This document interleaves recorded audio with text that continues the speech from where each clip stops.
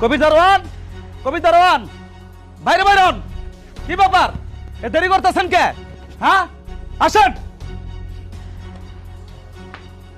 কি রে, তুই তো বাপের এমনি করে ডাকতেছিস তো কেন? কেমনে করে রাখুম? এই তুই তো বাপরে নিয়ে এগুলি কি কইতাছিস? কে বাপ, কার বাপ? সে যদি আমার বাপ হইতো তাহলে আমার নামে বিচার দিত না। আমি এই বিচার মানি না, তাকে বলে দিও। বাজান, মাথাটা ঠান্ডা কর।